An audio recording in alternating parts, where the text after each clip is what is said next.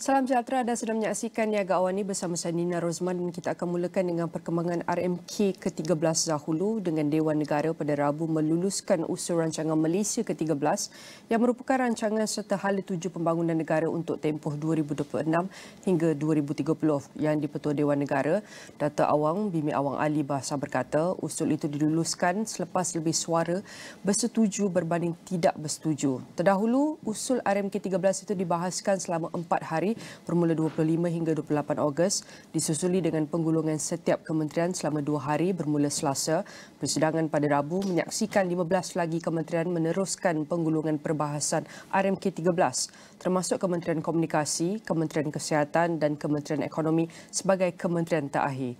Pada 31 Julai lepas, Perdana Menteri Datuk Seri Anwar Ibrahim yang juga Menteri Kewangan membentangkan RMK 13 yang menetapkan hala tuju peralihan strategik Malaysia ke arah sistem ekonomi, sosial dan tadbir urus negara secara menyeluruh, berpaksikan falsafah dasar keterangkuman, kemapanan dan daya tahan dalam kerangka ekonomi madani. Persidangan Dewan Negara bersambung Khamis. Yang tidak kata tidak. Rancangan Malaysia ke-13 menjadi dokumen penting yang merangka strategi pembangunan negara untuk tempoh 5 tahun mendatang dengan tujuan memastikan Malaysia kekal berdaya saing dalam arus global yang kian mencabar. Menteri Kewangan kedua, Datuk Seri Amir Hamzah Azizan berkata, pembangunan negara akan ditunjangi peralihan secara menyeluruh kepada pendigitalan dan teknologi maklumat termaju, terutama kecerdasan buatan AI serta pembangunan sistem sosial berteraskan insan madani di bawah pendekatan keseluruhan negara. Berkata ketika menggulung perbahasan usul RMK 13 di Dewan Negara pada Rabu, Amir Hamzah menyifatkan hala tuju RMK 13 berpaksikan kepada 3 teras ekonomi madani iaitu meningkatkan siling, meningkatkan lantai dan memperkukuhkan tata kelola yang baik. Bagi menaikkan siling, pembangunan ekonomi negara perlu beralih kepada pivot ketiga iaitu ekonomi berasaskan penciptaan nilai dengan meningkatkan kerencaman ekonomi. Kementerian Ekonomi merupakan kementerian yang terakhir menggulung perbahasan RMK 13. Terdahulu, usul-usul RMK 13 dibahaskan selama 4 hari bermula 25 hingga 28 Ogos, disusuli dengan penggulungan setiap kementerian selama 2 hari bermula semalam. Dalam pada itu, Amir Hamzah yang juga diberi tanggungjawab menjalankan tugas dan fungsi Menteri Ekonomi berkata, tumpuan akan diberikan kepada sektor dan inovasi bernilai tinggi berasaskan teknologi dan inovasi. Peralihan ini akan memupuk budaya mencipta seiring dengan hasrat menjadikan Malaysia pengeluar utama produk pengguna untuk dieksport ke seluruh dunia, sejajar dengan konsep daripada Made in Malaysia kepada Made by Malaysia. Jelasnya, keutamaan akan diberikan untuk melonjakkan industri High Growth High Value HGHV, merangkumi industri elektrik dan elektronik bernilai tinggi, terutama semikonduktor, peralihan tenaga serta teknologi digital. Selain itu, subsektor agromakanan dan agrokomoditi akan terus dilonjakkan bagi memastikan keselamatan makanan. Unsur nadi bumi, ekonomi hijau dan biru serta inisiatif pemerangkapan, penggunaan dan penyimpanan karbon akan menjadi sumber baharu pertumbuhan ekonomi. Tumpuan juga diberikan kepada pelancongan, industri halal, ekonomi jingga, pengangkutan udara, perkhidmatan global dan kewangan, perdagangan, pengedaran logistik serta industri sukan. Strategi ini selaras dengan Pelan Induk Perindustrian Baru 2030, Pelan Halal Peralihan Tenaga Negara dan Strategi Semikonduktor Negara. Usaha ini menyumbang kepada aspirasi menjadikan Malaysia sebagai negara berpendapatan tinggi menjelang 2030 dan antara 30 ekonomi terbesar dunia berpaksikan ekonomi madani. Selain itu, usaha merancakkan ekonomi akan dipertingkatkan dengan memperhebatkan transformasi struktur, melonjakkan pertumbuhan yang terangkum dan mampan, meningkatkan keseimbangan pembangunan antara wilayah serta memperluas integrasi ekonomi di peringkat global. Beliau berkata kerajaan komited menyediakan pelaburan sebanyak RM611 bilion dalam tempoh RMK 13, merangkumi RM430 bilion peruntukan pembangunan kerajaan dan disokong pembiayaan syarikat berkaitan kerajaan serta kaedah perkongsian awam swasta. Rancangan Malaysia ke-13 menetapkan hala tuju pembangunan ekonomi negara dengan memberi tumpuan kepada pengurangan jurang wilayah serta pelaburan strategik, kata Menteri Kewangan kedua, Datuk Seri Amir Hamzah Azizan. Justru katanya peruntukan keseluruhan yang dianggarkan berjumlah RM93.9 bilion akan disalurkan bagi membangunkan negeri-negeri kurang membangun. Amir Hamzah berkata peruntukan itu akan digunakan untuk membina infrastruktur asas seperti jalan raya, bekalan air bersih, elektrik dan capaian internet yang diyakini mampu merancakkan aktiviti ekonomi setempat. Sebanyak 2,800 km jalan luar bandar akan dibina di bawah RMK13 dan 70% daripadanya akan dilaksanakan di negeri kurang membangun.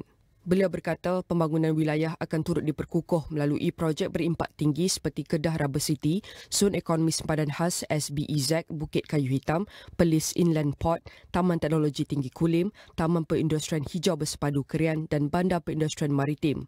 Menurutnya, negeri di wilayah Pantai Timur seperti Kelantan, Pahang dan Terengganu disasarkan sebagai jajaran hub pengeluaran makanan utama, manakala Sarawak diberi peranan memperkasakan pembangunan tenaga berasaskan hidro dan teknologi hidrogen.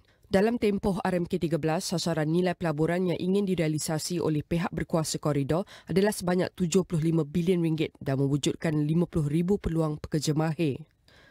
Sementara itu, Amir Hamzah berkata Zon Ekonomi Khas Johor Singapura JSEZ berjaya menarik komitmen pelaburan berjumlah RM1.34 bilion setakat ini dengan tambahan minat bernilai RM75 juta yang masih dalam fasa rundingan melibatkan 70 syarikat dari Belanda, China, Jerman, Singapura dan United Kingdom serta pelabur tempatan.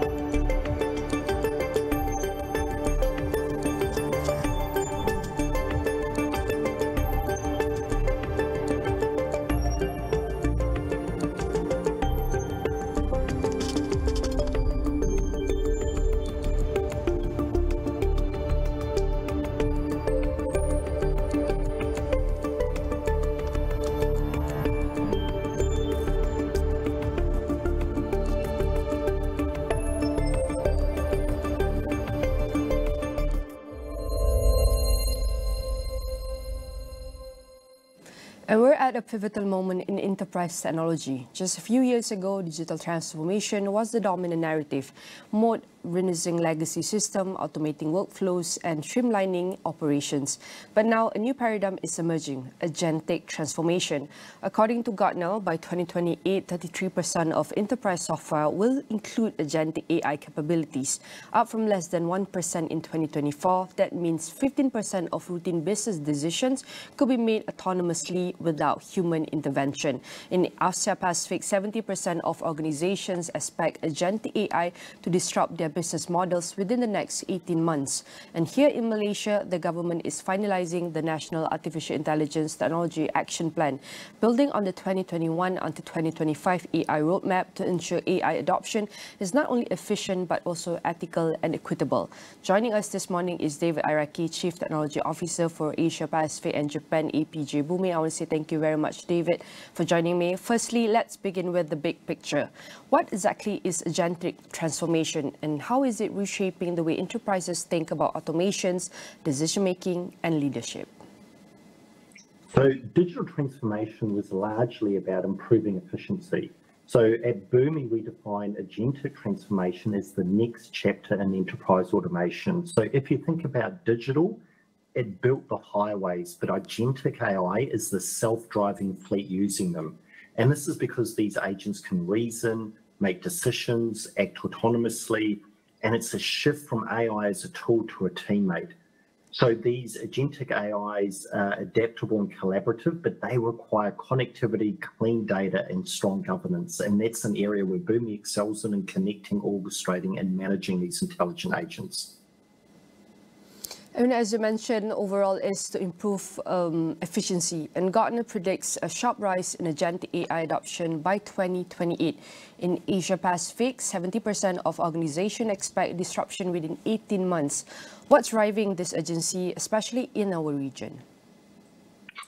There's a wide variety of different use cases. So for Malaysia particularly, as you mentioned, you have a very strong national AI roadmap, and with the National AI Office, the timing's ideal. There's a lot of immediate potential in government services and healthcare and education. So for example, agents could help automate document reviews in the public sector, or they could potentially personalize learning in schools. But the key with any of these use cases is to start with well-scoped ideas that lower the risk to the business but have a high return on investment. And as Malaysia is finalizing the national AI roadmap, from your perspective, David, how does this align with the broader agentic transformation trend? It's an interesting question, because if you look not just in Malaysia but across the ASEAN and APAC region and globally, governments and businesses are approaching this topic in a wide variety of different ways. We have the EU AI Act as an example, which provides a very formal path and penalties should data sovereignty and other things not be met. Whereas for many other countries, it's more around frameworks. How do we get started with AI and, to your point, do it in a very responsible and ethical way that reduces risk to the business? And equally, it's not just about governments proposing some of these frameworks, but also higher education and businesses themselves are key actors in this discussion. And as you mentioned, we're also looking at a very multiple dimension about this, we can see, approach from ASEAN, Asia, and even APAC. How can we find, and most of them is, how can we find a better and the best framework that is very suitable with this and in a very ethical way, and also the reduce the risk of business?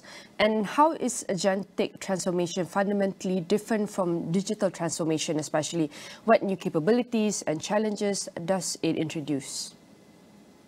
Well, I think one of the big key things in this discussion is trust, and trust has to be earned and not assumed. And the trust comes from transparency, traceability, and control, particularly in data. So where digital transformation was more around automating some of those manual processes within your business, agentic transformation is more around further automating and having some of those processes be fully self-sufficient. But without data, you are going to have some problems. And so inaccurate and inaccessible data erodes that trust, and layering AI on top of it only amplifies the problem. So starting with your data, understanding what liquidity you have, what quality you have, provides you a good foundation to implement AI for your business and provide further efficiencies and automations in a lot of those digital transformation programs you've already completed. And putting trust, building trust in agentic AI system to make decisions independently, what are some of the implications that we cannot see of this autonomy for business operation and leadership accountability? Yeah, it's interesting, because we have this topic of human in the loop as an example, because with a lot of these processes, you have things like model drift, where the AI's answers shift over time because the data hasn't been updated or it hasn't been trained on new processes or new initiatives. And so it's not just a technological discussion, but it's also about a leadership discussion. And leadership's critical here, because it's not just an IT initiative, it's also a very large strategic shift in Boomi. And as an example here at Boomi, we created a head of enterprise AI role, and they're meant to align innovation and governance within the business. And we're seeing that across APJ. We're seeing companies appoint AI officers or form councils, because without oversight, agents risk biased or flawed decisions. And it's interesting, if I was talking to someone the other day, and they liken these new leadership roles, especially that of a chief AI officer, to being the new chief HR officer for AI, because you wouldn't hire a human without vetting them. So why are we letting ungoverned AI agents run our workflows? Definitely, it's not easy, as we have to balance all the trust within the system, AI, technology, and especially when that system adapt poor or insufficient data.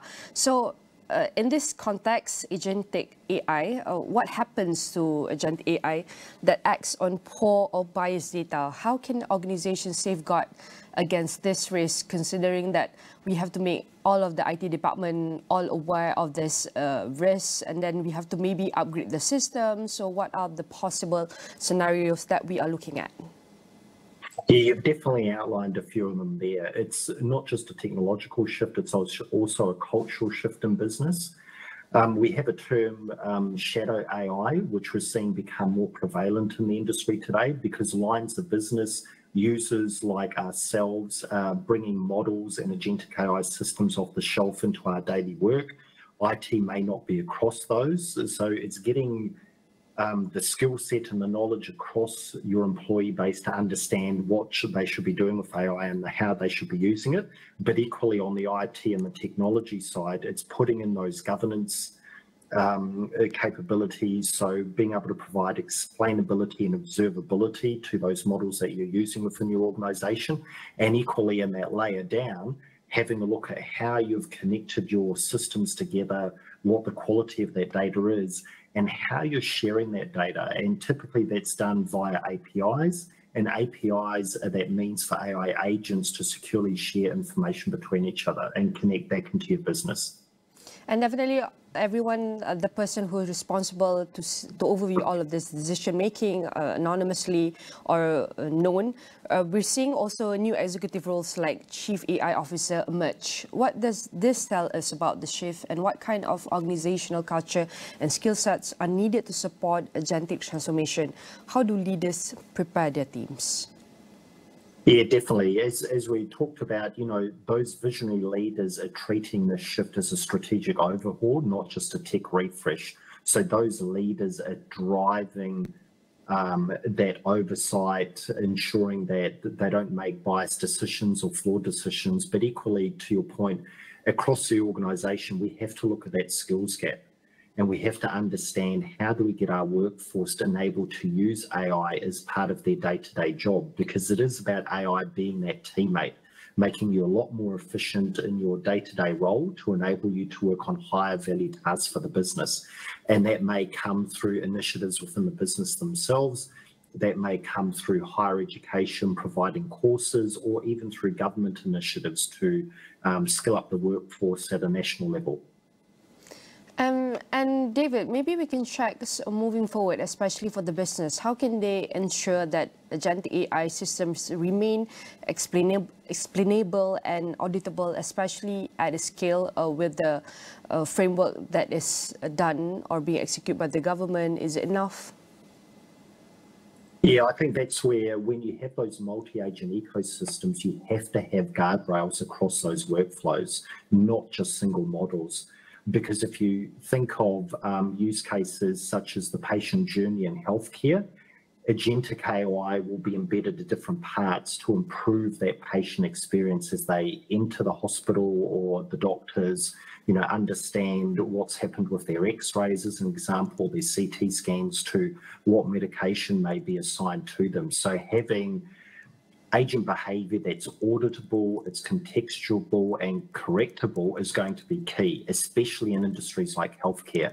If we're talking about retail and, I'm accidentally suggested or sent the wrong piece of clothing, that isn't as big of a risk to the business. And as we know, as many are transitioning to transformation of agentic AI, we hope that all businesses in every category can stay compliant with regulations and ethical standards. And again, I would say thank you very much to our guest, David Araki, Chief Technology Officer for Asia Pacific and Japan APJ, for helping us understand how can the agentic AI and the future of enterprise decision. And again, definitely all of our discussion here will be featured in astroni.com and across all social media platform. Baik, saya akan beralih kepada perkembangan seterusnya dengan pelaksanaan penghargaan sumbangan asas Rahmah Sara yang memasuki hari keempat pada Rabu berjalan lancar dengan rekod jualan sebanyak 117.1 juta ringgit, melibatkan 1.8 juta penerima di seluruh negara. Menurut kenyataan Kementerian Kewangan MOF, jumlah itu meningkat berbanding hanya 76.8 juta ringgit oleh 1.1 juta penerima pada 2 September.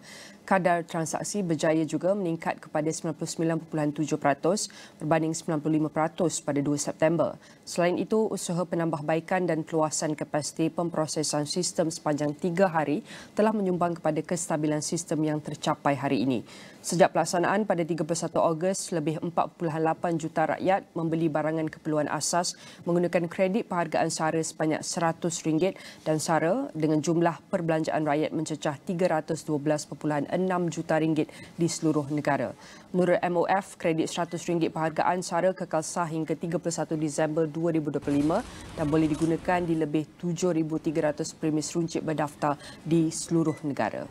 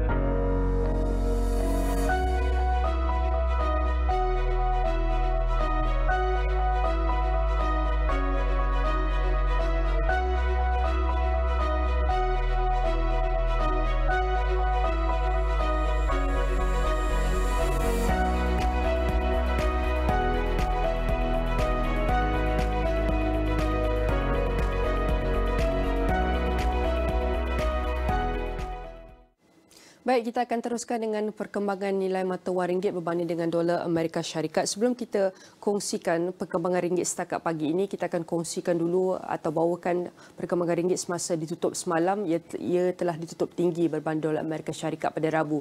Berikutan, peniaga menantikan data pasaran tenaga kerja Amerika Syarikat pada minggu ini menurut penganalisis. Dan pada 6 petang, mata wang tempatan meningkat kepada 4.2230 atau 2285 berbanding dolar Amerika Syarikat daripada 4.2270 atau 2350 semasa ditutup Selasa. Dan nilai ringgit berbanding dolar Amerika Syarikat setakat pagi ini 4 September lebih kurang jam 9.24 pagi. Ringgit Malaysia berada pada paras 4.2238 dan untuk kita ke belakang sedikit, bagaimanakah trend ataupun pergerakan nilai ringgit Malaysia dalam tempoh 7 hari atau seminggu sehingga ia mencapai pada paras terkini. Nilai ringgit Malaysia mengalami pergerakan naik turun yang amat ketara. Apabila graf ini semakin turun, nilai ringgit Malaysia semakin kukuh berbanding mata wang lain. Manakala apabila ia meningkat, nilai ringgit Malaysia semakin lemah berbanding nilai mata wang yang lain. Dan secara khusus nilai ringgit Malaysia berbanding USD setakat pagi ini mengalami trend penurunan pada awal minggu.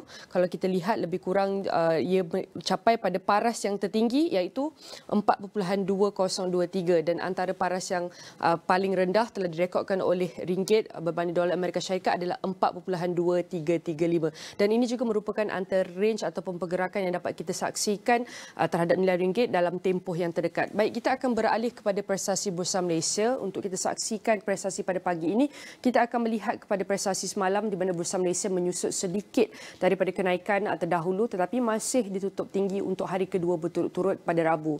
Disokong oleh pembelian kaunter terpilih dalam sektor produk dan perkhidmatan pengguna serta sektor telekomunikasi dan media. Dan pada 5 petang, FTSE Bursa Malaysia KSCI naik sebanyak 1.82 mata kepada 1,578.52 daripada 1,576.70 ketika ditutup pada Selasa. Dan setakat pagi ini, Bursa Malaysia mengalami peningkatan sebanyak 1,581.51, peningkatan sebanyak 2.99 ataupun 0.19%. Dan dalam tempoh 5 hari, tempoh terdekat, Bursa Malaysia mengalami trend penurunan sejak Khamis minggu lepas. Dan kalau kita lihat lihat pada Khamis lepas ia telah berekodkan pada paras 1594.83. Namun daripada paras ini ia mengalami trend penurunan sehinggalah hari Selasa ia mencapai antara paras yang terendah dalam tempoh 5 hari sebanyak 1562.60.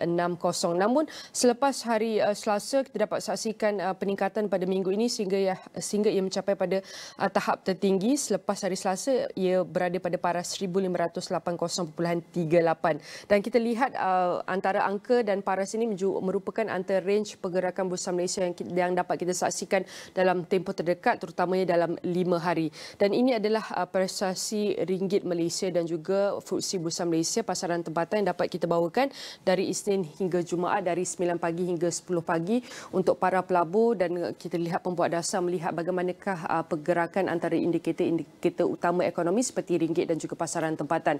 Dan banyak lagi laporan yang akan kami bawakan terutamanya perkembangan AWANI internasional selepas kita berhenti rehat dan kembali selepas ini.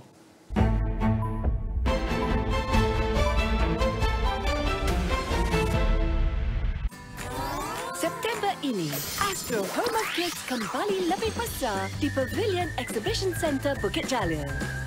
Hidupkan keseronokan family di sini. Saya Olga. Temui rakan kegemaran anda.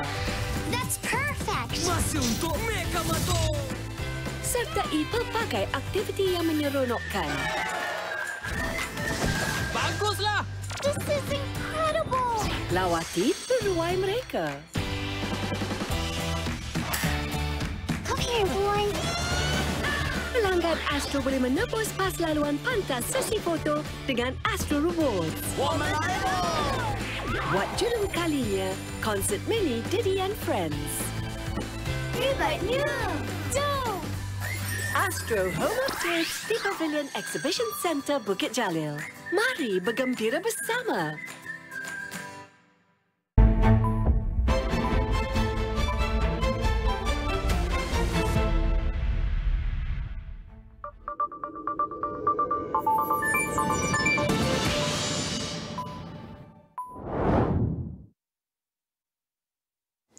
All right, for our AWANI international updates, we're going to start off with Russian President Vladimir Putin said on Wednesday that US President Donald Trump has a sense of humor for suggesting that Putin had conspired with China's Xi Jinping and North Korea's Kim Jong-un against the United States. Putin said that all countries with which Russia held talks in China supported the Russia-US summit in Alaska and had expressed hopes that the talks could help end the war in Ukraine. Trump said on Tuesday he was very disappointed with Putin and suggested in a post on Truth Social that Xi, Putin and Kim were conspiring against the United States. Президент Соединенных Штатов не лишен юмора, все понятно, мы все это хорошо знаем.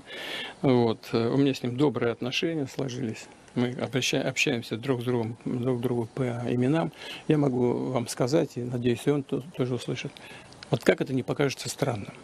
За все эти 4 дня в ходе самых разноформатных переговоров и неформальной обстановки, и формальной, никто и никогда не высказывал каких бы то ни было отрицательных суждений в отношении действующей американской администрации. Это первое. Второе. Все, без исключения, мои собеседники, я хочу подчеркнуть, именно все поддержали нашу встречу в Анкоридже.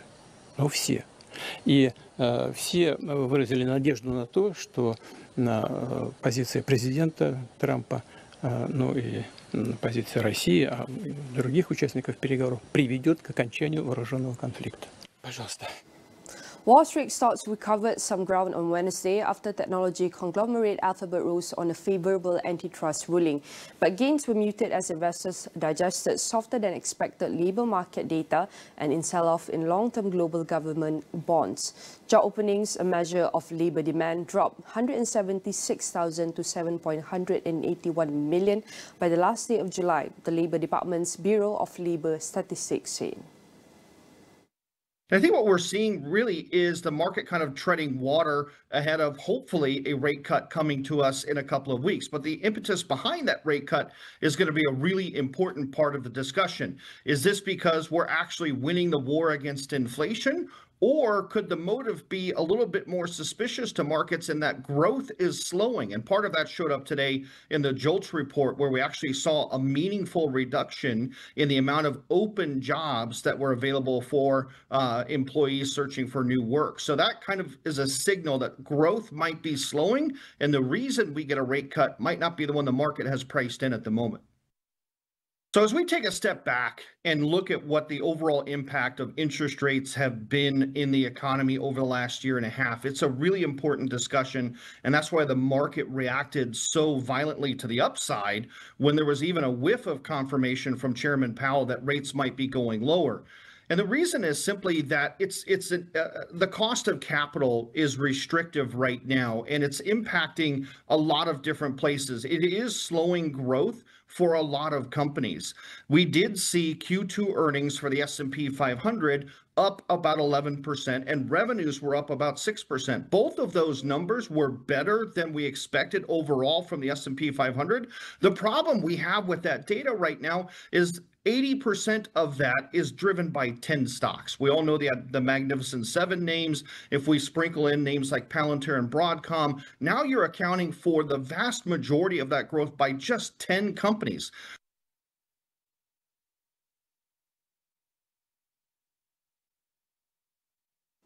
The Nasdaq rose 1% and the S&P 500 also ended higher on Wednesday as Alphabet jumped after a US judge ruled against breaking up the Google parent, and as investors were optimistic that the Federal Reserve would cut interest rates this month. The Dow finished slightly lower with shares of Boeing down 2.1%.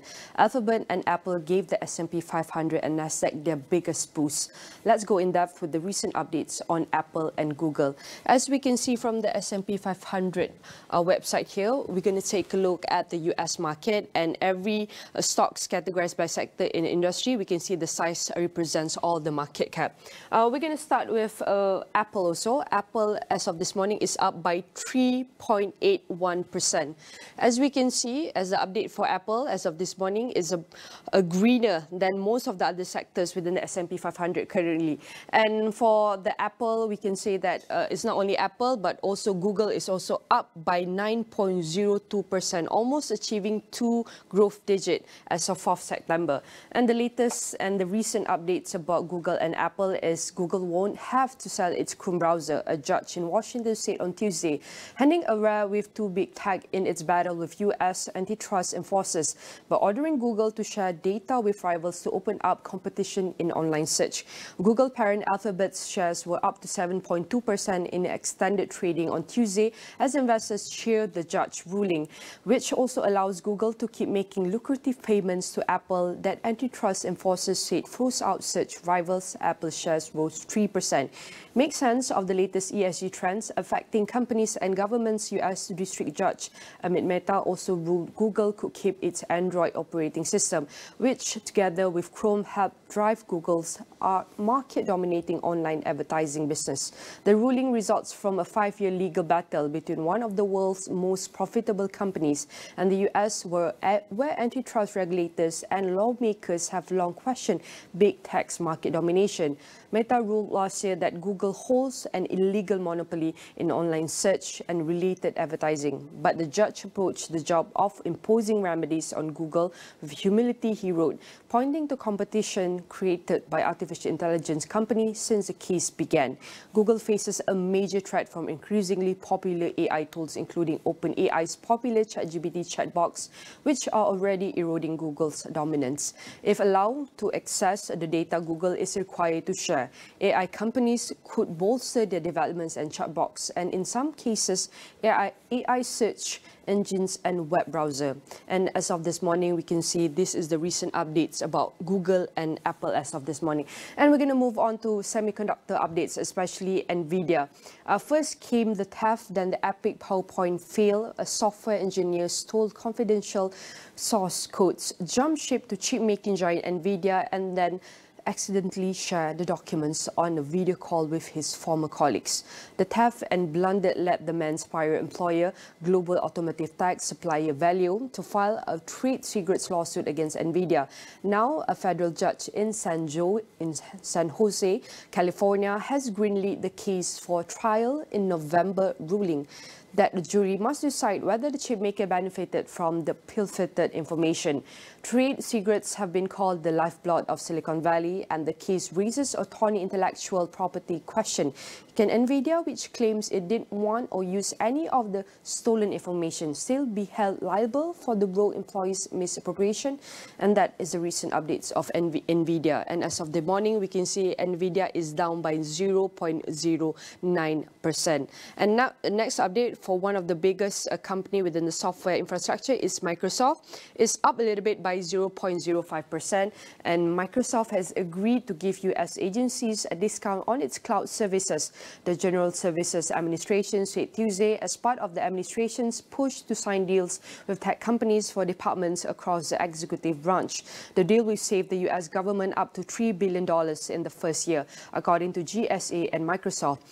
Reuters could not immediately verify that figure. As part of the agreement, the company will offer free access to Microsoft Copilot, its generative AI chat box, to existing federal government users, according to the company. Agencies can also get lower prices on cloud products such as Microsoft Sentinel and Azure monitoring. And that is the recent update for some of the companies within the US market. And we have more updates, especially on the World Economic Forum, as we are catching what are top stories of the weeks right after this break.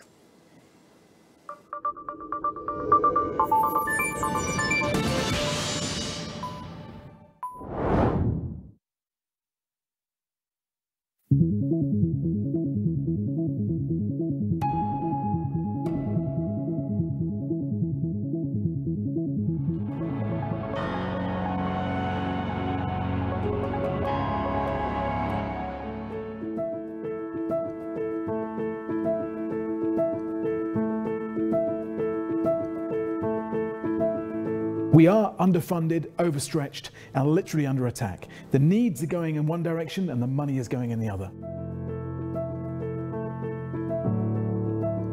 And I think I'm probably the only person in the world now who's been to Darfur, Gaza, Kupiansk, Kabul, Kandahar, Kunduz, Goma, all in the last year. And in all of those crises, I see the impact of these funding cuts, devastating impact on people's lives, on the choices they have to make, which is why we're out there saying that with only 1% of what the world spends on defense, we could save over 100 million lives.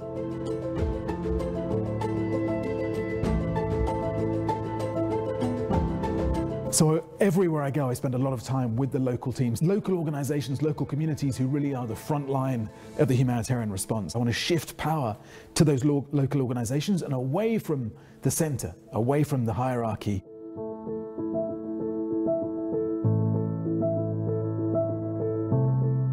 When you think about how much money is being made in the global economy right now and the threat to global stability, if we don't meet these challenges, the next pandemic, waves of migration caused by climate change, increasing numbers of people displaced, angry, without hope because of the expansion of conflict. These are all threats to the global economy. Last year, we reached over 100 million people with essential life-saving humanitarian aid. I draw hope from the sense of mission and purpose that I see in so many of our humanitarian colleagues. You know, they are facing real threats, real dangers. Last year was the most deadly year to be a humanitarian worker on record. Watch me if I try to hold them back and try to prevent them going out there to meet these challenges. There's no way I can stop them. They are determined, because for them, this isn't a job, it's a vocation.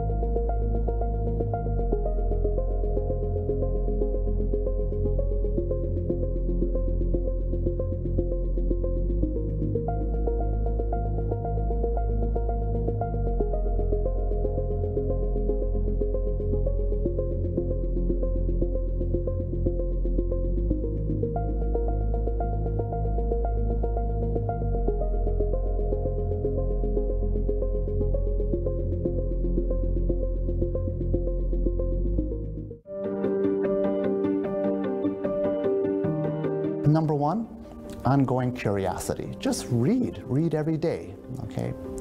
Second, humility, because a lot of the students, if you come out with a sense of confidence that you know too much, you often get surprised. And the financial markets are a very great teacher of humility. Your decisions, right or wrong, could change, and you may not know the reasons why. And third, I would ask that they cultivate as many relationships as possible, mentors, folks that can help guide them of how to succeed in whatever organization they end up working for. But in many ways, I don't know what the future is going to lie for them. It's going to be very different than when I was going through a financial services career. So the last thing I will ask is that they keep in touch with me so that I can give them some advice, but just as much I can learn from them as they succeed in their career.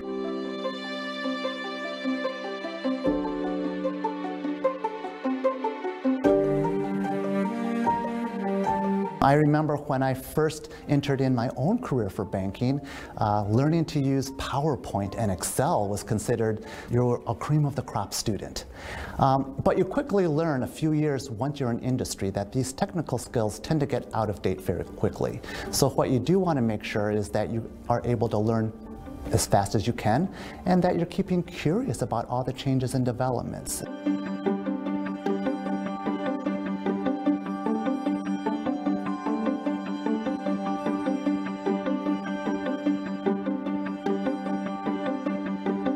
What AI does do is help you process information quickly, but it can't define for you what are your key values that help you make decisions. And ultimately, economics and finance is about making decisions and understanding the trade-offs, but you have to determine what those trade-offs are. What I have found out is that whereas the trend of finance education was increasingly mathematical when I started learning finance, now the pendulum is starting to swing back towards a liberal education, understanding the political systems, the history, how society has evolved, because as much as you tend to think of finance as very quantitative, in fact, it's very much shaped by the actors in the market and the decisions by very strong personalities.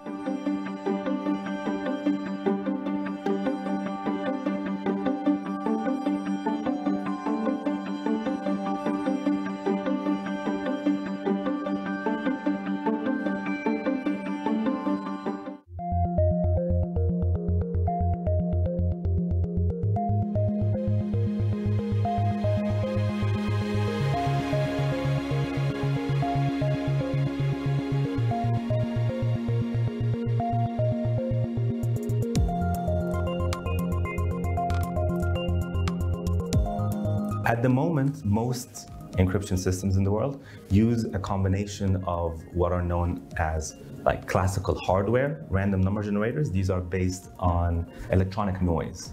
So if you try to make an electronic circuit, no electronic circuit is 100% perfect.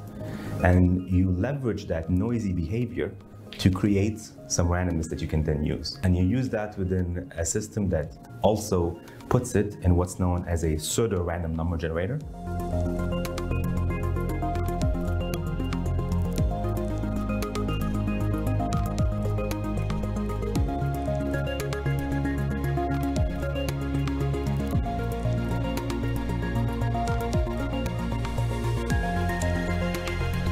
Over the past decade, we have seen multiple failures of these kind of encryption systems due specifically to the way the randomness is generated, which is pushing a lot of people to look at the next generation of solutions dependent on quantum systems.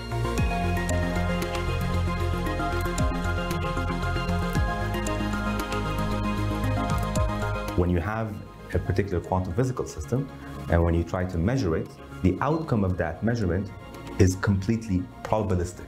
There is no way of knowing exactly what the outcome is going to be if that system is in what's known as a superposition of potential states.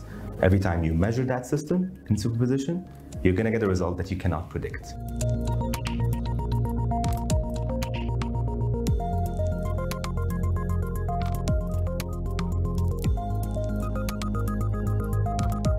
A quantum random number generator tries to leverage this feature to create true randomness from an actual physical process. And now randomness has a wide range of applications. The most important of which, and the ones that we focus on at Quantum Dice, are in cybersecurity, where randomness is basically the fundamental core of every single cryptographic protocol that exists. And the other side of it is within probabilistic and stochastic computational methods, where randomness is the fundamental driver of these computational paradigms.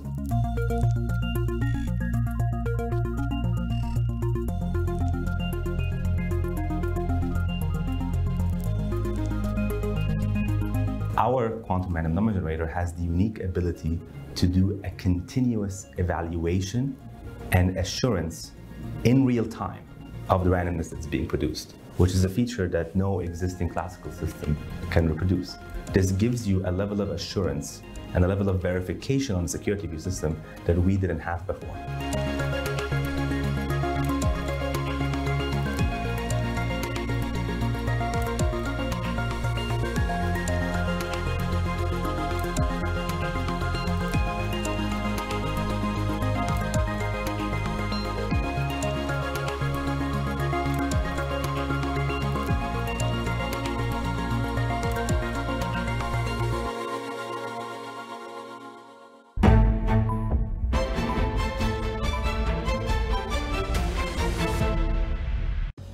Tariffs on imports of products from China reaching up to 145%. Tariffs on the rest of the world are sitting at 10%, with the potential for reciprocal tariffs to be reimposed within 90 days. Kunjungan rasmi Presiden China ke Malaysia ini menunjukkan komitmen kedua-dua negara untuk meningkatkan hubungan diplomatik ke tahap yang lebih strategik.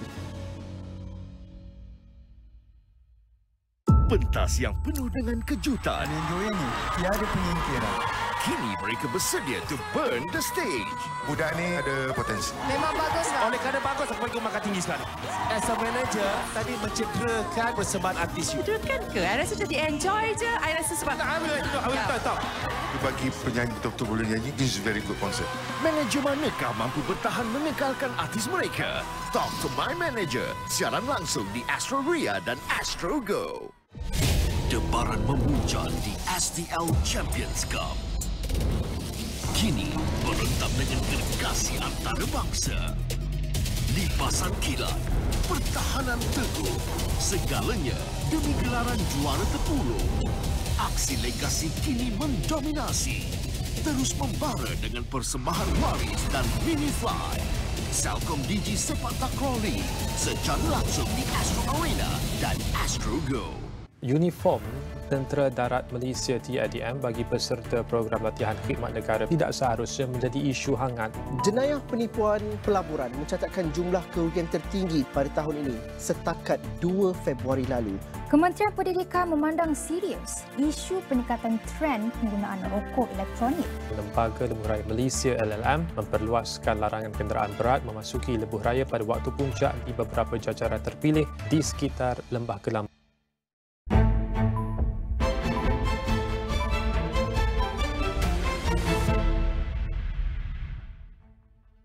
The conversation on Southeast Asia's clean energy transition takes center stage at the Sustainability and Renewable Energy Forum SAREF 4.0 in Borneo Convention Centre, Kuching, Sarawak.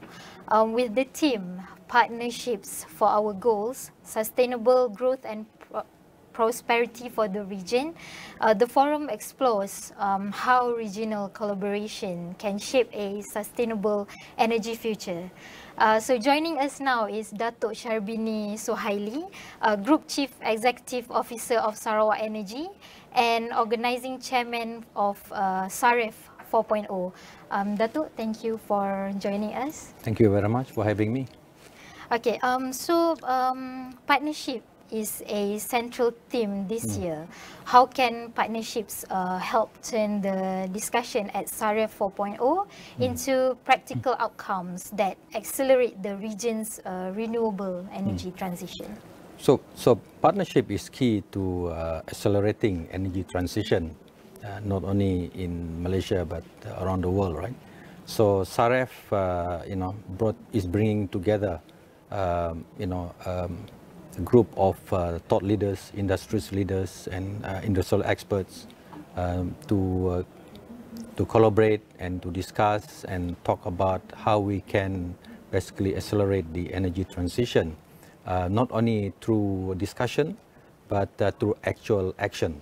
And I think that's what SAREF is meant to do. So basically bringing all this group of leaders together, thought leaders, industrial leaders, experts, and come together with practical solution, how we can basically advance energy transition, and how we can together, develop the renewable energy projects, and more importantly is how we can share not only ideas but also the energy that we have with the whole region. Yeah.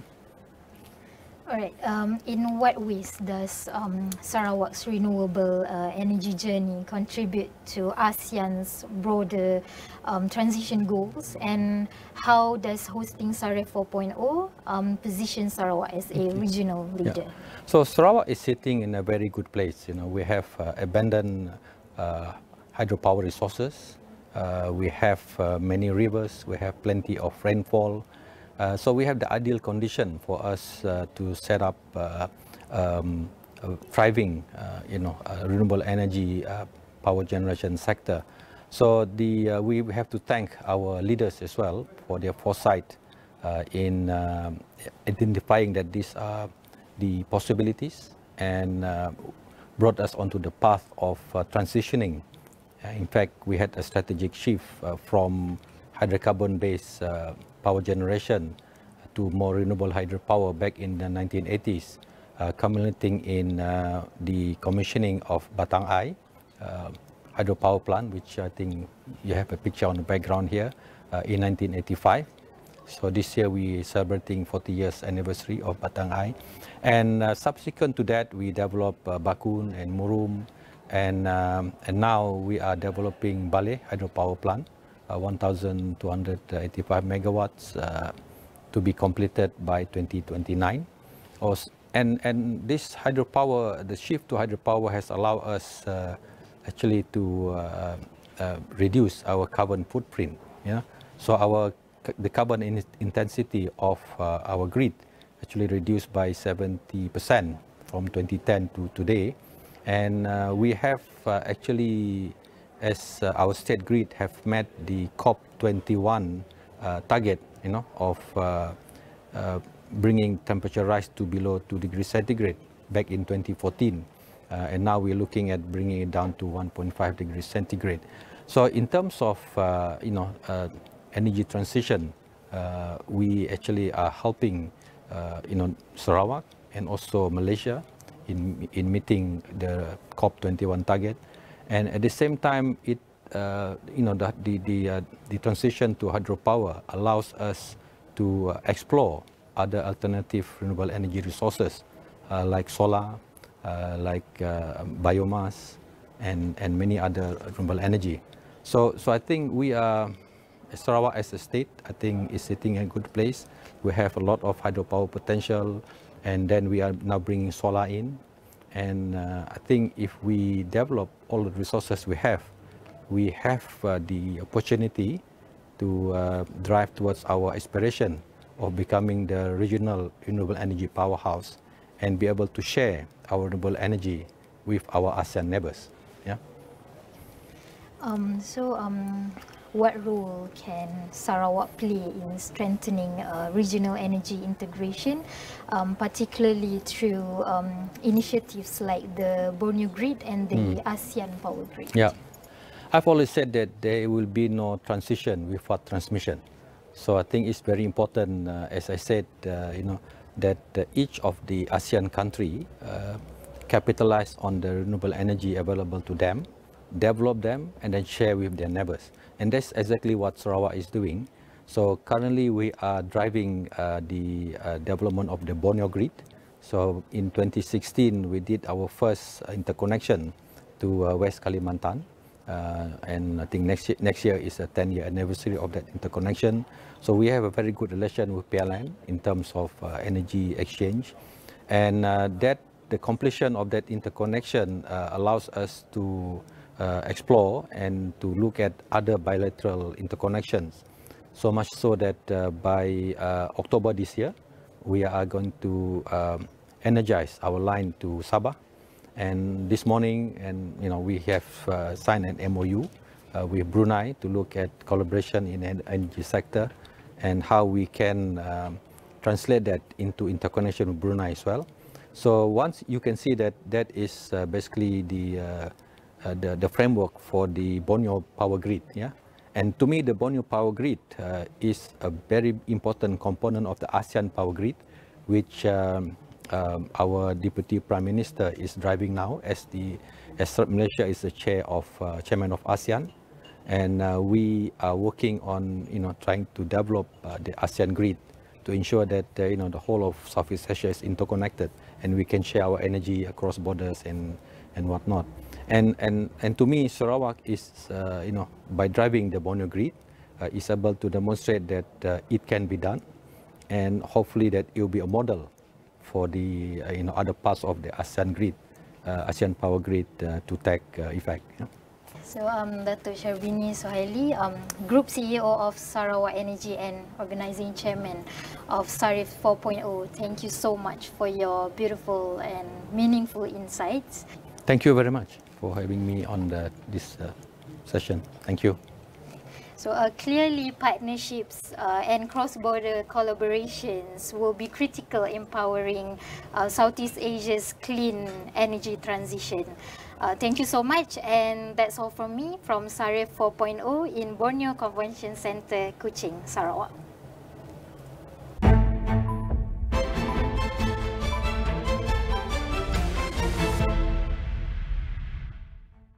Terbukti bahawa tahap kesediaan digital yang tinggi membolehkan usahawan PMKS menerima kemajuan teknologi, meningkatkan inovasi dan daya saing.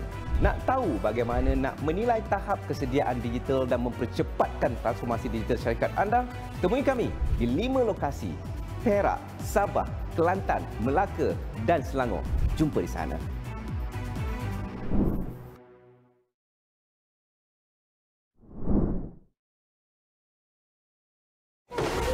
Kau yang budak ni, dengan sumpah kau semua boleh pergi mampus lah. Kau boleh jaga si budak cacat tu? Cacat. Patutnya masa kau lahir dulu. Dah campak kau pun untuk sampah lah. Ros tu bukan cacat lah, Ros tu istimewa. Ya, aku tak kisah. Penting aku nak kau kahwin juga dengan Yasin. Kasut. Pakcik. Jangan bagi pakcik panggil saya abang. Takdir menemukan mereka. Dah 7 tahun dah queue. Awak tak rasa ke awak nak cari pengganti yang lain? Kau jangan sesatkan diri sendiri macam ni. Kadang seorang tu akan buat benda bodoh bila dia dah mula jatuh hati. Kehadiran yang mengimbas luka lama. Kau apa kat sini? Kenapa awak selalu sangat nak tunjuk depan budak-budak ni yang macam saya orang jahat? Kenapa tak kau tu memang jahat?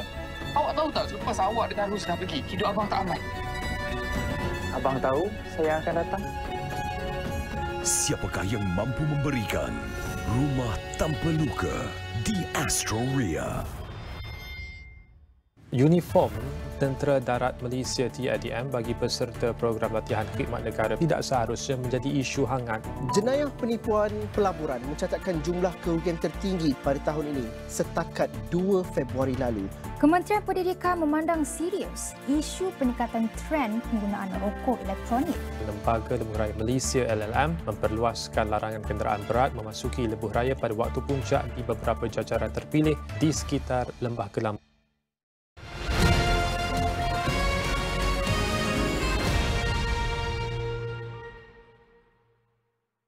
Thanks for joining us. This is The Economy. Right now in the office with me is the CEO of Satu Creative, a good friend of mine, Azwar Zainuddin. Azwar, how are you? I'm good. Let's talk a little bit more about Satu Creative. Personally, Yasan Praju has worked closely with Satu Creative, and there's so many organizations that have worked with Satu Creative. But I need to talk about your recent win with Khazanah. And perhaps we can segue into what you guys do for a living. All right, thanks for having me, Ibrahim. So with the Yayasan Hasanah, we're working on the distributing the Hasanah Social Enterprise Fund. So with Satu Creative working together, of course, Hasana with the vision and objective to support and nurture social enterprise. Satu Creative comes into the picture because, of course, first and foremost, our mission aligns. We believe in the power of business to entrepreneurship to support the social enterprise ecosystem. I think there's a lot of issues in Malaysia, from inequality to the environmental degradation. So it's very important that a platform such as the Creative Sprint Hasana Social Enterprise Fund exists so that we are able to, I guess, unearth, support businesses at the early stage when they are looking at market fit, when they're looking at the capacity, the network, the funding. Yeah. So this is where Satu Creative comes in and support the program. I think you're being more humble than you need to be. Satu Creative was the only recipient this year for running this program, and that shows the testament of the work that you guys do and the confidence that Khazanah has with your program and how you roll out. Maybe you can also share with us a little bit more about the history of Satu Creative in rolling out programs with social enterprise, especially with the Shell collaboration as well. Yeah, I think Satu Creative have been, lucky. We've been working with a lot of good partners. I think we mentioned Yayasan Hasana, we mentioned Shell, but of course many government agencies as well. And an organization, Yayasan Panaraju, where we come into the space where we call ourselves Entrepreneur Support Organization, where we support MSMEs, but there is a particular interest, passion from myself and my team and the partners, of course, to support social enterprise, because we believe that they are in a very interesting intersection where they are profit focused, meaning that they are looking to be sustainable, but at the same time a mission focused, mission lock to address the issues. Yeah.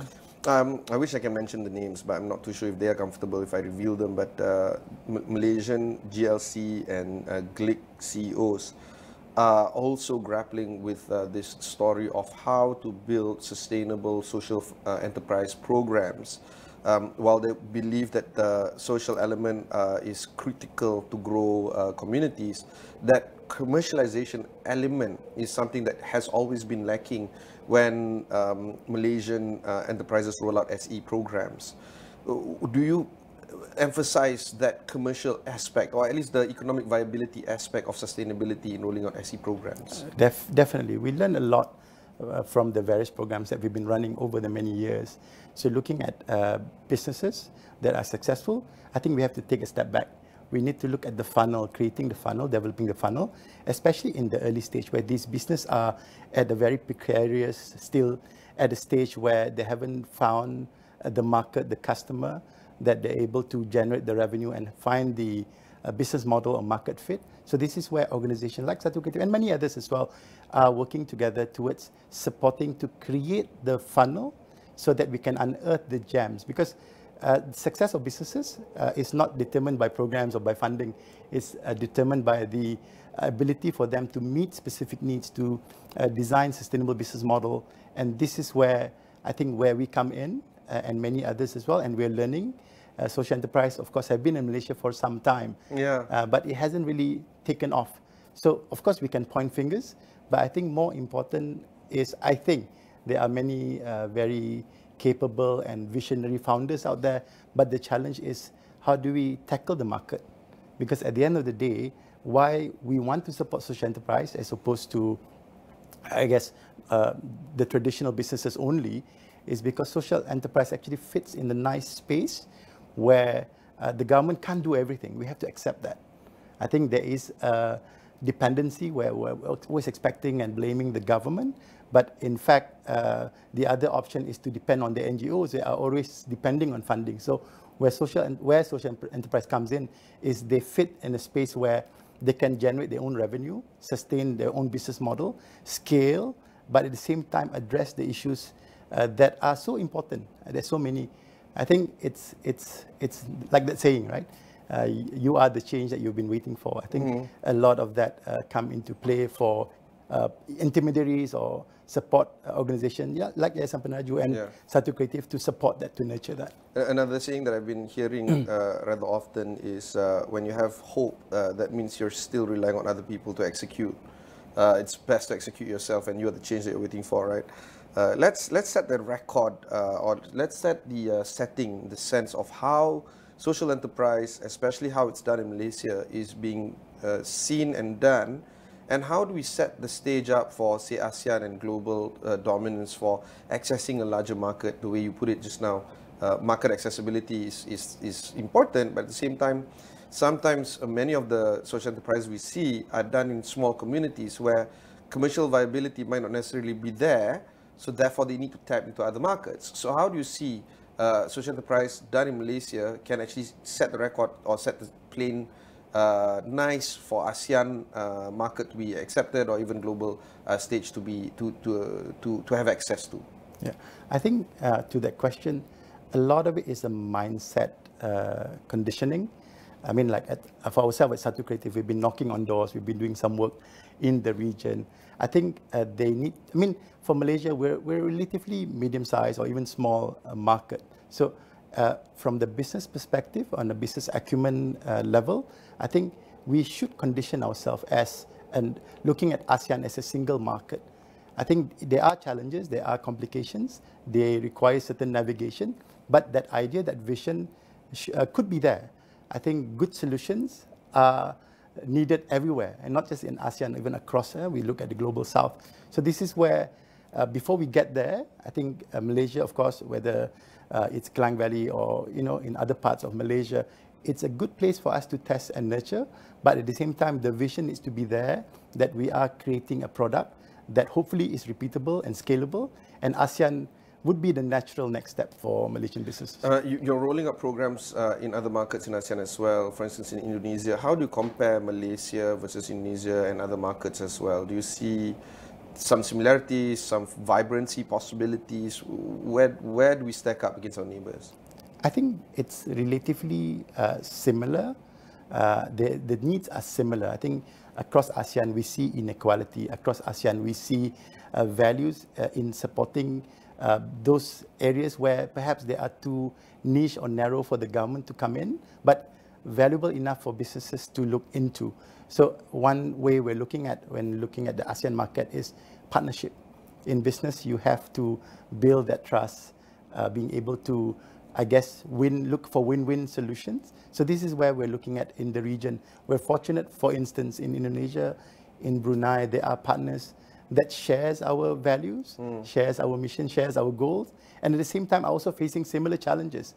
So naturally, there is, I guess, a landing position. Yeah, a confluence of events where we're looking at the same problem together. Yes, definitely. And I think there's opportunity. But of course, in business, you have to have trust, but at the same time, of course, have good governance and legal matters to ensure that collaboration, partnership works well. I think for a country like Brunei, everything is stable and sorted, but it's such a tiny market. And then with Indonesia, for instance, it's so vast, the opportunities are aplenty. I was playing around with my app. There's, if you put if you interlace Indonesia with America, it's actually wider than America, from Aceh all the way to Papua. And to speak of Indonesia as a single market is ridiculous, because Definitely. It's never going to be a single market.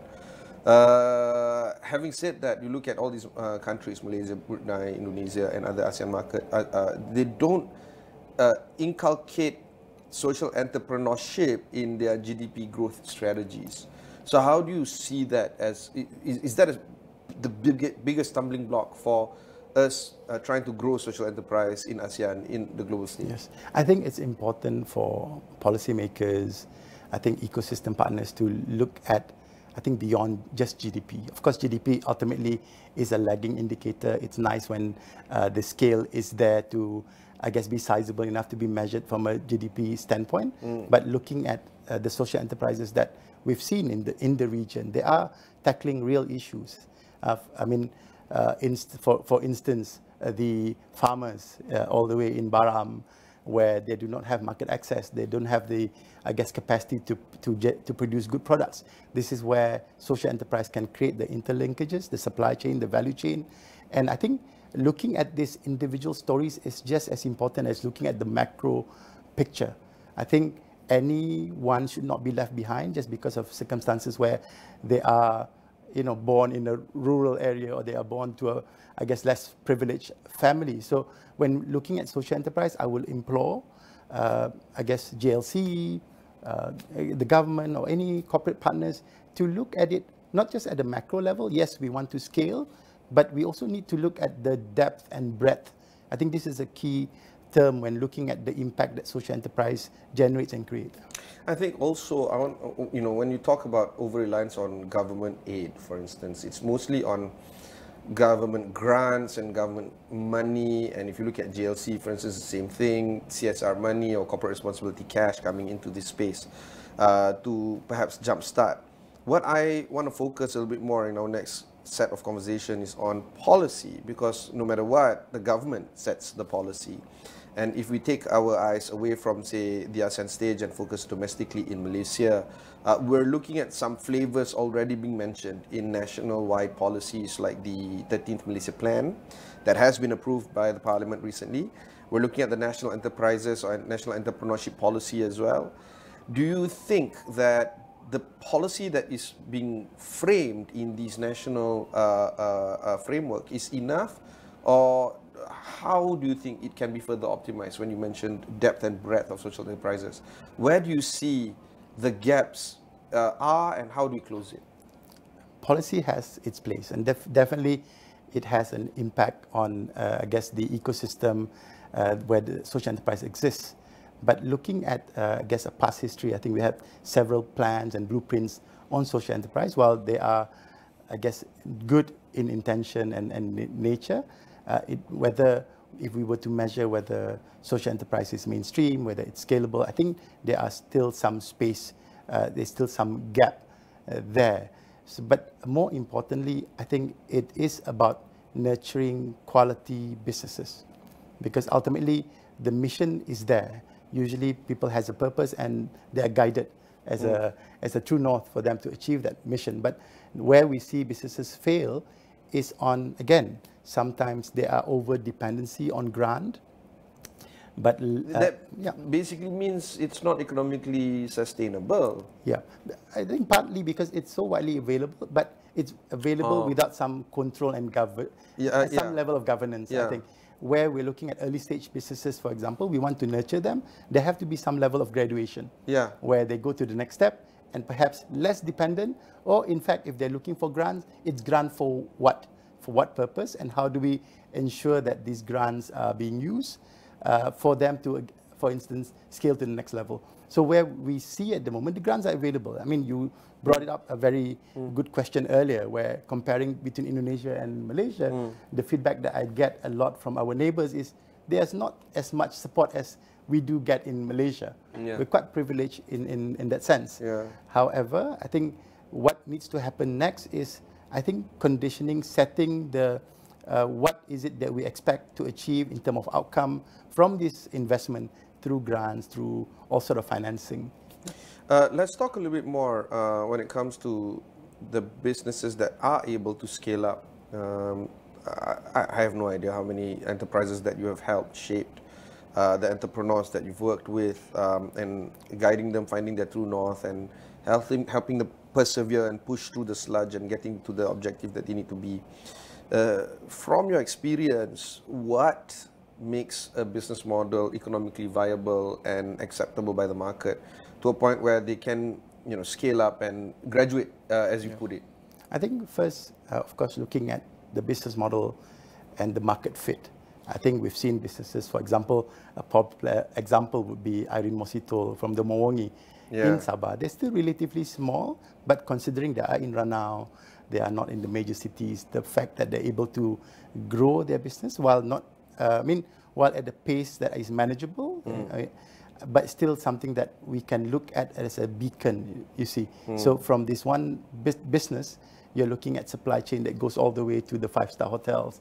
You're looking at, I think, employment generated and supply chain being supported in her village. So this is where, coming back to the scale, not every business is meant to scale. I think there are value where they bring to the community, and that's fine. I think we are so engrossed in this national scale. There are many types of businesses. There are some businesses, perhaps they are ready to expand into other regions, so be it. Right? But there are businesses that, nevertheless, their skill and businesses, they are having deep value and impact to the communities. So I think what you're trying to get at is sometimes, as long as it's economically sustainable, scale need not be the topic of the day, I suppose. Yes, working closely with the businesses across Malaysia, in East Malaysia, East Coast Malaysia, of course in Klang Valley, where a lot of the social enterprises are. I think we have already come to term that, and I think the government also can consider this, that, and I'm sure they are already looking into this, where not all businesses are one size fits all. Not all programs supports in a blanket way, right? Yeah, it cannot be. Yeah. So looking at this, we welcome, we need to be inclusive.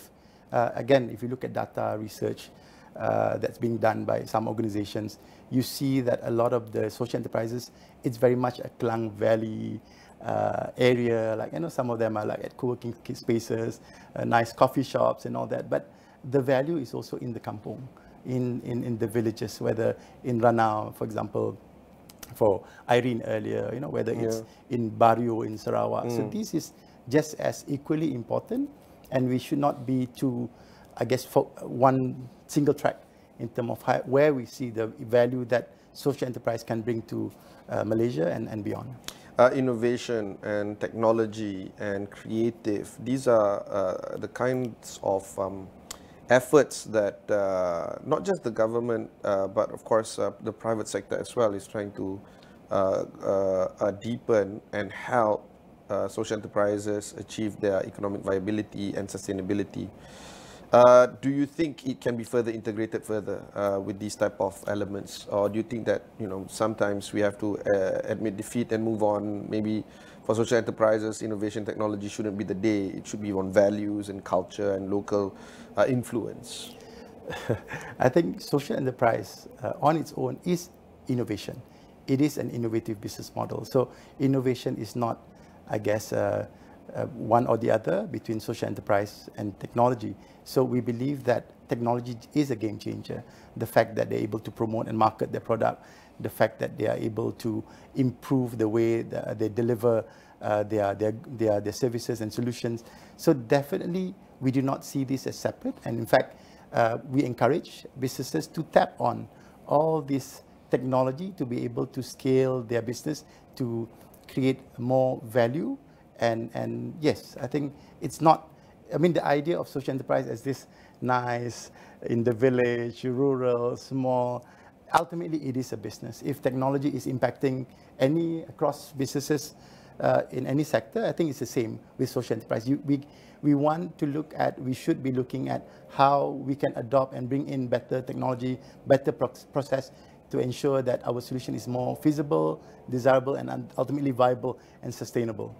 Let's talk about social enterprise as an idea and as a product. Do you think that there are some legs into Malaysia exporting social enterprise and the best practices of carrying out social enterprise programs to the ASEAN market, i.e. selling this or exporting this as an idea the way we do with the green economy or with halal, for instance? Do you think that there's some legs to this so that other countries can adopt the best practices that we do right now? I mean, interesting question there, Ibrahim. Looking at social enterprise, there is this universal value. I think it's about kindness, it's about supporting each other, assisting each other. I think when we look at Malaysia, among the many strengths of our nation, is that, for example, is Islamic finance. For instance, right? Yeah. I think looking at that, there are a lot of value, universal value, that people can look into at Malaysia, you know, where we have geopolitical tension and all that. We are this beacon of stability, unity, and I think that ties in very well with the national narrative. So just on that angle, there is value that we can share with social enterprise. I think, for instance, last year's budget is coming. Soon we see several social enterprises already being recognized by the government. We hear about Epic Homes, for example, working with the Orang Asli, building wonderful homes for them. They had some funding from the last budget. We look at, for instance, Pepper Labs with the Dapo Digital initiative. So more and more, we are seeing that the efforts that are being done by all the partners, government agencies, private sector, intermediaries like ourselves and others are bearing fruits. And say in 10 years or 5 years, what we envision is, of course, social enterprise not being somewhat of a niche area, but rather the value that many businesses shared and shares. I think that's the vision, I guess. So you alluded to the next point that I want to talk about, which is budget. It's going to be presented in the Dewan Rakyat by the Prime Minister on the 10th of October, roughly about 1 month to go from now. On top of that, this will be the first budget within the 13th Malaysia Plan for the next 5 years. So what would be your top 3 priorities or wish lists that you would want to see in both RMK 13 as well as in budget 2026 that is going to be presented? Do you want to see structural or policy level initiatives, or do you want to see more of those announcements like Pepper Labs and the double digital kind of thing being mentioned and earmarked, I suppose, for the budget for social enterprises to grow even further? I look at it as both ways. I think it helps with mandates sometimes, right? To make things move fast, mandate does help. So in terms of mandate, of course, seeing a lot of JLCs, JLICs looking at supporting, they're already supporting, but enhancing and expanding it further in terms of the social procurement. I think social enterprises are producing solutions, the local ones, that I think of real value, and by helping them through revenue, not just grants. Grants help them to start, but revenue is the one that keeps the lights on. So we would like to see more social enterprise procurement initiative being rolled out for the budget as well as RMK 13. Looking at this, getting more incentive for social enterprise to, I guess, flourish from other parts of Malaysia, supporting more local solutions, whether it's in Kelantan, Terengganu, Sabah and Sarawak. So that's something that I would love to see. And of course, continuing with all the good things that are already being done, whether it is providing grants. I think shout out to many yayasan foundations from many JLCs and JLICs that are, I guess, really, really valuable to the ecosystem in terms of nurturing them, especially at early stage, looking at expanding programs to ensure that people are aware that you can go and do business, but at the same time create value by employing a segment of society that maybe are a bit, I guess, do not have access, looking at addressing issues at local levels, because at local levels are where I believe, like, people knows best. I think you, rather than top-down, centralize everything from Putrajaya, I think it's about trusting our people as well. Malaysia, you know, we have many talented and capable. What about making social enterprise a little bit more attractive to mainstream investors and corporate leaders and impact investors as well? How do you see that bridge being crossed in trying to attract mainstream money coming into this space? Yeah. On that front, I think, to be fair, looking at the ecosystem currently, we need to develop more. We need to generate more quantity before we can unearth the quality.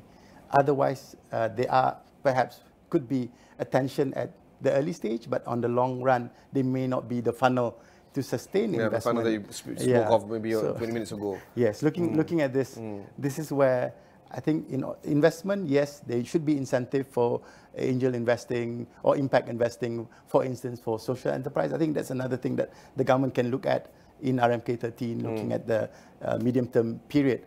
But looking at that, it is a chicken and egg thing. Everything has to go in tandem. It takes a village, it takes an ecosystem, and this is what we want to see more, Ibrahim. What would success look like to you for social entrepreneurship in Malaysia in the next 5 years? How do you define social entrepreneurship achieving its objectives in the long run? In the long run, I look back at why social enterprise need to exist. I think anywhere in the world, we have to be realistic that government are stretched. So looking at social enterprise as a viable party to the discussion in order to meaningfully create impact. So I think that's what success would look like to me. Looking at issues where the government, social enterprises, corporate bodies, academia, all the ecosystem working together in a beautifully coordinated a way and creating value and addressing the issues that are so important. Final question to you is, what are you going to do for the rest of the year? What's on your radar right now, at least towards the fourth quarter? On the radar right now, of course, in October, we'll be having the Hasanah Social Enterprise Fund program, both in Penang and Klang Valley. Of course, Yayasan Hasanah works with many other partners, great partners, amazing partners across Malaysia for that. So that's one part. I think for me, what I'm doing now, a lot of building ecosystem. Next week, we'll be traveling to Hong Kong. There's this big Asia Value Philanthropy Network program happening in Hong Kong. There are programs where we'll be running small workshops in Mexico, of all places, sometime in October. But of course, while we travel and learn... Why Mexico? It happened to be where the conference is. Last year was in Bangkok. So they move around. So we move around, yeah. Other than that, it's planning for next year and hopefully being able to roll out more programs, establishing more partnerships so that we can continue to support this very important strategic sector that can definitely create value economically, but also just as important, if not more importantly, socially and environmentally. Thank you very much. That was Azwar Zainuddin, the CEO of Satu Creative. If you want to learn more about their work, just head on to their socials at Satu Creative, wherever you can find them. Also, there's a lot of these conversations that's going to be moving ahead when it comes to the budget, RMK13 and similar. So do check out Niaga AWANI on all our socials as well. Until then, thanks very much for watching and catch you in the next one.